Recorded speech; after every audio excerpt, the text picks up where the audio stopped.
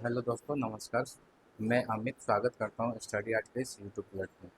आज हम लोग देखेंगे स्टैटिक्स जीके और ये आपका पॉलिटी का भी बहुत ही इम्पोर्टेंट चैप्टर है। आज हम क्या देखेंगे? वित्त आयोग के बारे में जानेंगे।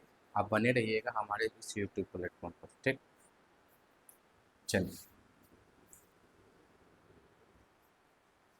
वित्त आयोग की चर्चा किस आर्टिकल में है? तो आर्टिकल पूछेगा तो 280। वित्त आयोग की चर्चा किस आर्टिकल में है? तो आर्टिकल 280 में है। भाग पूछेगा तो भाग 12 में, भाग 12 में इसकी चर्चा है। वित्त आयोग का स्थापना कब होता है? तो 22 नवंबर 1951।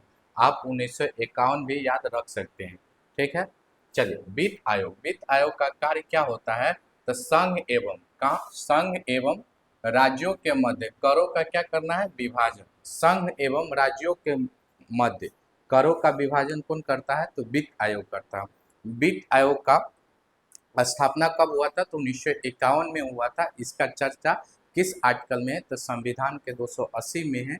भाग पूछेगा तो भाग 12 में है। ठीक, अब वित्त आयोग में टोटल सदस्यों की संख्या कितना होता है? तो 5 होता है। अब पांचों के पांचों सदस्य का निर्धारण या चयन कौन करेगा? तो राष्ट्रपति करेगा। कौन करेगा? राष्ट्रपति करेगा।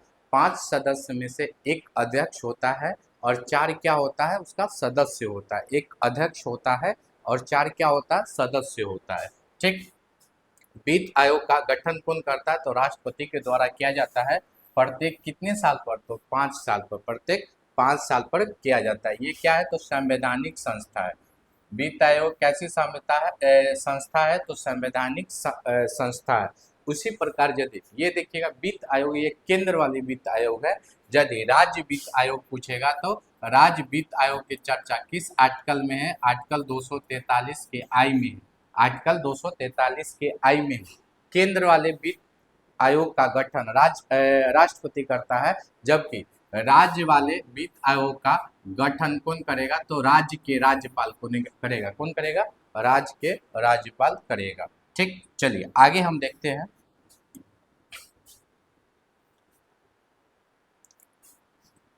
देखिएगा, एक अध्यक्ष होता है। कौन होता है? एक अध्यक्ष होता है। अध्यक्ष ऐसा व्यक्ति होगा जिसे सार्वजनिक कार्यों का विषय में क्या होगा? विषय में पर्याप्त अनुभव होगा। अध्यक्ष कौन व्यक्ति बनेगा? तो सार्वजनिक कार्यों के विषय में क्या होगा? पर्याप्त अनुभव होगा। वही व्यक्ति क्या बन सकता है? अध्यक्ष बन सकता है। ठीक, सदस्य सदस्य में 4 है। चारों सदस्य कहाँ कहाँ से चुना जाता है? तो देखिएगा, हाई कोर्ट के न्यायाधीश के योग्यता रखने वाले एक व्यक्ति हाई कोर्ट के न्यायाधीश की योग्यता रखने वाला होना चाहिए। दूसरा कह रहा है क्या? वित्तीय एवं प्रशासनिक मामलों का अनुभव रखने वाला व्यक्ति। समझे? तीसरा क्या कह रहा है? तीसरा कह रहा है आर्थिक मामलों का विशेषज्ञ। अर्थात हम बोल सकते हैं अर्थव्यवस्था में, समझे, जिसका पकड़ या अनुभव हो, वो व्यक्ति इसका क्या बन सकता है? सदस्य बन सकता है। चौथा कह रहा है सरकार के वित्त एवं लेखाओं का ज्ञात रखने वाला व्यक्ति। ये सब व्यक्ति क्या बन सकता है? सदस्य बन सकता है। और ये सदस्य जो होता है, 4 गो सदस्य होता है, उसका चयन प्रक्रिया या योग्यता का निर्धारण कौन करता है? तो संसद करेगा। कौन करेगा? संसद करेगा। ठीक, संसद करेगा। चलिए आगे हम देखेंगे क्या? वित्त आयोग की शक्तियां।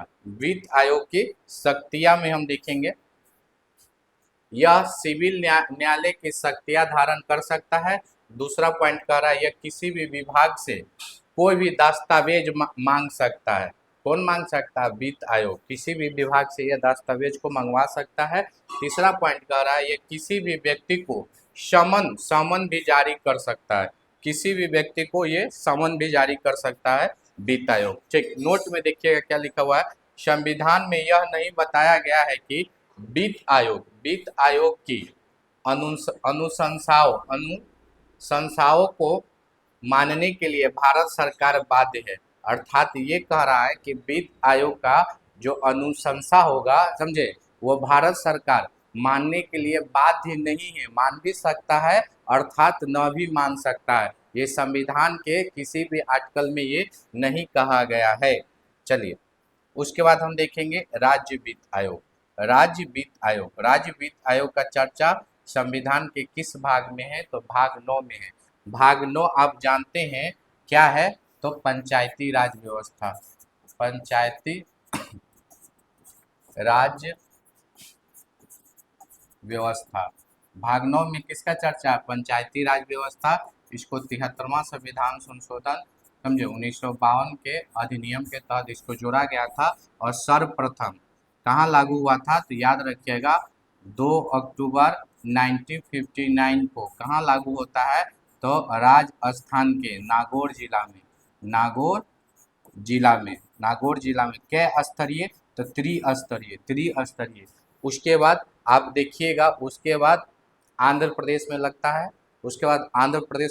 है, और उसके बाद यदि आप आइएगा तो संपूर्ण भारत में 73वां संविधान संशोधन 1992 के एक्ट के तहत 1993 में संपूर्ण भारत में पंचायती राज व्यवस्था लागू हो जाता है।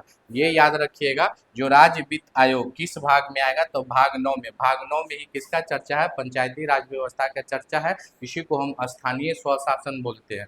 स्थानीय स्वशासन इन्हीं को बोलते हैं। ठीक, अब देखिएगा इसका आर्टिकल यदि पूछ देगा राज्य वित्त आयोग का आर्टिकल कितना में इसका चर्चा है? तो 243 के आई में। 243 के आई में राज्य वित्त आयोग का चर्चा है। इसका गठन कौन करेगा? तो राज्यपाल करेगा। कितने वर्ष के लिए? तो 5 वर्ष के लिए। राज्य वित्त आयोग का गठन कौन करता है? तो राज्य के राज्यपाल करते हैं 5 वर्ष के लिए। लेकिन केंद्रीय वित्त आयोग का गठन कौन करेगा? तो केंद्र में कौन करेगा? राष्ट्रपति। कितने साल के लिए? तो 5 वर्ष के लिए करता है। ठीक, इनका कार्य क्या होता है?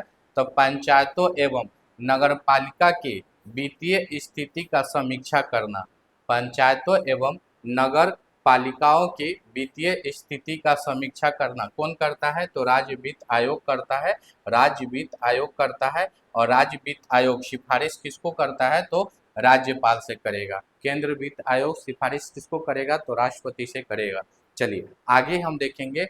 समझे, प्रमुख व्यक्ति जो क्या बोलते हैं? वित्त आयोग। समझे, वित्त आयोग बना था, ये याद रखिएगा। प्रथम वित्त आयोग कौन था? तो प्रथम वित्त आयोग कौन था? वित्त आयोग का अध्यक्ष कौन बना हुआ था? तो केसी नियोगी। प्रथम वित्त आयोग का अध्यक्ष कौन बनता है? तो केसी नियोगी। कार्यकाल याद रखिएगा 1952 से 1957। 1952 से लेकर 1957। दूसरा पूछेगा तो के संथानम। तीसरा हो गया एल के चंद्रा। चौथा हो गया डॉक्टर पीवी राजा मनकर। ठीक, अब हम देखेंगे चौथा के बाद पांचवा कौन हो गया? महावीर त्यागी हो गए। छठा कौन हो गया? तो ब्रह्मनंद रेड्डी। पांचवा के बाद देखिएगा छठा कौन हो गए? ब्रह्मनंद रेड्डी। सातवां कौन हो गए? तो जे एम सेलेट। उसके बाद आठवां कौन हो गया? तो वाई वी चौहान। नौवां कौन हो गया? तो केपी साल्वे। ये जो है ना, ये याद रखिएगा। कभी कभी एग्जामिनर आपको क्रम में दे देगा कि निम्नलिखित वित्त आयोग को क्रम में सजाइए, तो इसको याद रखना है। ठीक, उसके बाद है दसवां वित्त आयोग का अध्यक्ष कौन था? तो केसी पंत। 11वां वित्त आयोग का अध्यक्ष कौन था? तो एल एम खुसरो। उसके बाद हम देखेंगे 12वां वित्त आयोग का अध्यक्ष कौन था? तो डॉक्टर सी रंगराजन। उसके बाद देखिएगा 13वां वित्त आयोग कौन था? तो विजय केलकर थे। और 14वां वित्त आयोग कौन थे? तो वाई रेड्डी थे।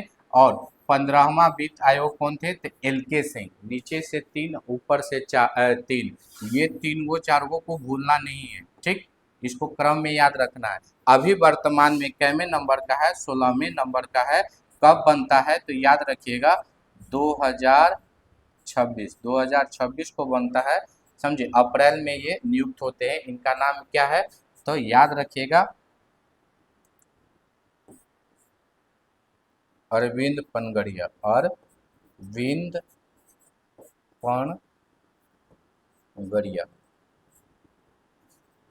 पनगड़िया। समझे, ये कैमे नंबर का है? तो 16वें नंबर का। इनका कार्यकाल याद रखिएगा 2026 से लेकर 2031 तक ये पद पर आश्रित रहेंगे।